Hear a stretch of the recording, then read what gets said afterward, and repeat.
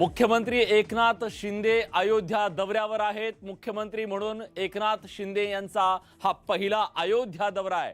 थोड्याच वेळात मुख्यमंत्री अयोध्येमध्ये प्रभू श्रीरामाचं दर्शन घेण्यासाठी दाखल होतील आणि त्यानंतर संध्याकाळी शरयू तीरावरती महाआरती करणार आहेत।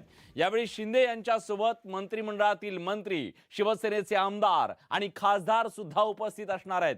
त्यासोबत सहकारी पक्ष भाजपचे मंत्री, आमदार, खासदार सुद्धा या दौऱ्यात सहभागी झालेले आहेत। उपमुख्यमंत्री देवेंद्र फडणवीस सुद्धा रामलल्लाचं दर्शन घेणार आहेत।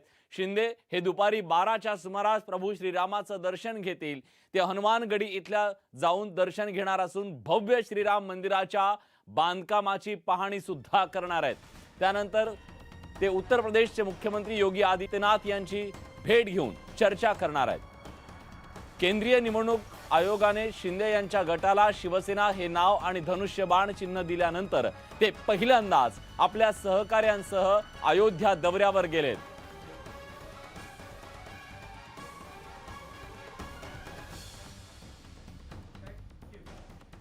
तर आज दिवसभर न्यूज 18 लोकमतच्या माध्यमातून या संपूर्ण अयोध्या दौऱ्यावर आपली नजर असणार आहे आणि हा सगळा अयोध्या दौरा आहे भव्य अशा सेटवरून आम्ही तुमच्यापर्यंत पोहोचवणार आहोत।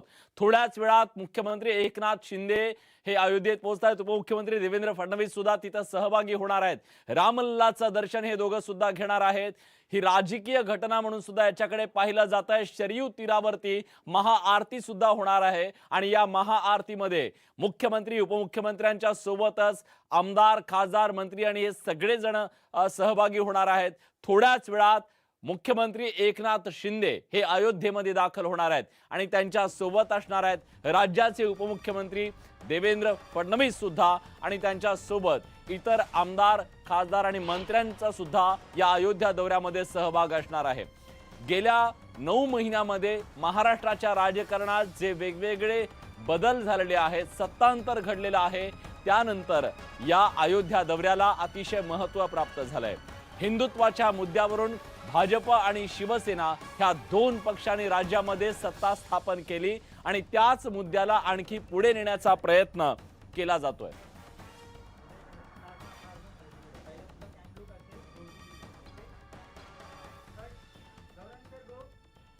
या संपूर्ण अयोध्या दौऱ्याचं नॉनस्टॉप कव्हरेज आपण बघणार आहोत आणि त्याच्यासाठी अयोध्येमध्ये आमची संपूर्ण टीम पोहोचलेली आहे आणि सुरुवातीला आपण जाणार आहोत। उदय जाधव आपले प्रतिनिधी आपल्या सोबत आहेत, त्यांच्या सोबत दीपक केसरकर सुद्धा जोडले गेलेले आहेत। उदय, कसा हा नेमका दौरा असणार आहे? मुख्यमंत्री कधीपर्यंत पोहोचणार आहेत अयोध्या दौऱ्यामध्ये? जरा सविस्तरपणे जाणून घ्या। मुख्यमंत्री एकनाथ शिंदे अयोध्या दौऱ्याकडे संपूर्ण देशाचं लक्ष लागलेलं आहे। सध्या मुख्यमंत्री एकनाथ शिंदे हे लखनौमध्ये आहेत। 10:45 वाजता त्यांचं हेलिकॉप्टर अयोध्येमध्ये दाखल होणार आहे। त्यानंतर खऱ्या अर्थाने या अयोध्या दौऱ्याला सुरुवात होणार आहे। आपल्यासोबत शिवसेनेचे मुख्य प्रवक्ते आणि शिक्षण मंत्री दीपक भाई केसरकर आहेत। आपण त्यांच्याशी थेट बोलूया। कशा प्रकारे एकूण अयोध्या दौरा असणार आहे? संपूर्ण देशाचं आता लक्ष लागलेलं आहे आणि तुमच्यासोबत भाजपचे देखील नेते जे आहेत ते सहभागी होणार आहेत। एक गोष्ट अशी आहे की मागच्या उद्धवजींच्या दौऱ्यामध्ये सुद्धा मी अयोध्येला आलेलो होतो।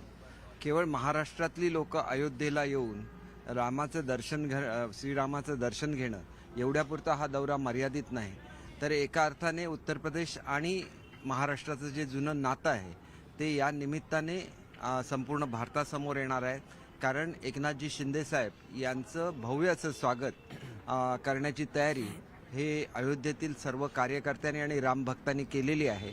त्याच्यामुळे पुन्हा एकदा रामराज्य महाराष्ट्रामध्ये आलं याचा आनंद सर्वच लोकांना आहे आणि सर्व जनतेला आहे की युतीला महाराष्ट्रातल्या जनतेने मतदान केलेलं होतं आणि त्या ठिकाणी काँग्रेस आणि राष्ट्रवादीला विरोधी पक्षामध्ये बसवण्याचा जो जनमताचा निर्णय होता त्याच्या विरोधात जाऊन जे काय महाराष्ट्रामध्ये घडलं, आम्हाला वाटलं होतं की ते केवळ आपल्याला वचन दिलं आणि पूर्ती नाही झालं म्हणून त्याच्यासाठी घडलं असेल, परंतु आता महाराष्ट्राच्या जनतेच्या लक्षात आलं असेल की 2.5 वर्ष होऊन गेली तरी पण पदाच्या मोहापोटी काँग्रेस आणि राष्ट्रवादीला सोडण्यात आलेलं नाही।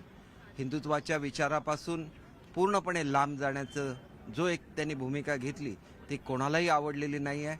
आणि मी आपल्याला एकच गोष्ट सांगू इच्छितो की या निमित्ताने ज्यावेळेला प्रभू रामचंद्राच्या मंदिराचं बांधकाम सुरू आहे त्याला प्रत्येक भारतीयाला वाटतं की आपलं त्याच्यामध्ये योगदान असावं. परंतु जे महाराष्ट्राचे आणि उत्तर प्रदेशचे संबंध आहेत, ज्या वेळेला संभाजी महाराजांची सुटका आणि शिवाजी महाराजांची सुटका झाली आग्र्यातून, त्यावेळेला संभाजी महाराज काशीमध्ये ब्राह्मण वेशात होते. त्यानंतर गागा भट्ट आलेले होते या ठिकाणी. गागा भट्ट हे महाराजांच्या राज्याभिषेकाला आलेले होते आणि त्याची पुनरावृत्ती या ठिकाणी होते. लागणारी सगळी सागवान लाकूड हे महाराष्ट्रातून अयोध्येला येत आहे आणि ह्याच्यासाठी आनंदाची बाब ही कुठल्याही महाराष्ट्राचे जे प्रत्येक नागरिक आहेत त्यांना एक मन उल्हासित झालेलं आहे की महाराष्ट्रातल्या चंद्रपूर आणि गडचिरोलीतल्या सागवानाचं त्या ठिकाणी मंदिराच्या उभारणीमध्ये योगदान राहणार आहे. त्याच्या काष्टपूजनाला मी गेलो होतो. खऱ्या अर्थाने आम्ही देवभक्त आहोत म्हणून अयोध्येला आलेलो आहोत. अतिशय उत्कृष्ट असं स्वागत हे शिंदे साहेबांचं इथं होईल आणि श्रीरामाचे आशीर्वाद घेऊन राम राज्याच्या निर्मितीसाठी मुख्यमंत्री उपमुख्यमंत्री हे कार्यरत होतील याची मला खात्री आहे. तुम्ही न्यूज 18 लोकांशी बोलल्याबद्दल तर आपण बघितलं आहे की राम राज्याच्या एकूण स्थापनेसाठीच आता मुख्यमंत्री आणि उपमुख्यमंत्री हे कार्यरत असणार असल्याचं सांगितलं जातं. आपण पुढे पंचशील हॉटेल जे आहे तिथे पाहू शकतो की पंचशील हॉटेलला आता इतर जे नेते मंडळी जे आहेत ते येऊ लागलेले आहेत. जर आपण या हॉटेलच्या आतमध्ये गेलो तर इतरही आमदार जे आहेत किंवा म्हणजे मंत्री आलेले आहेत ते आपल्याला इथे भेटू शकतात. आपण थेट जाऊ शकतो आतमध्ये की कशा प्रकारे एकूण इथे माहोल आहे. आतल्या बाजूला जर आपण आलो तर इथे अनेक मंत्री जे आहेत ते आल्याची आपल्याला इथे माहिती मिळते. आपण काही मंत्र्यांशी बोलण्याचा जो आहे प्रयत्न करणार आहोत कारण काही मंत्री जे आहेत मुख्यमंत्री एकनाथ शिंदे यांच्या स्वागतासाठी थेट लखनौ येथे गेलेले आहेत आणि हे ते मुख्य सभागृह आहे जिथे आज पत्रकार परिषद होणार आहे मुख्यमंत्री एकनाथ शिंदे यांची. आणि या पत्रकार परिषदेनंतर जे साधू संतांचा मुख्य कार्यक्रम आहे त्या कार्यक्रमामध्ये एकनाथ शिंदे यांना धनुष्यबाण जे आहे ते दिलं जाणार आहे आशीर्वाद रूपाने. तेव्हा तिथे त्यांना जो सोहळा होणार आहे त्या सोहळ्यामध्ये नेमकं काय सांगितलं जातं हे पाहावं लागेल आता.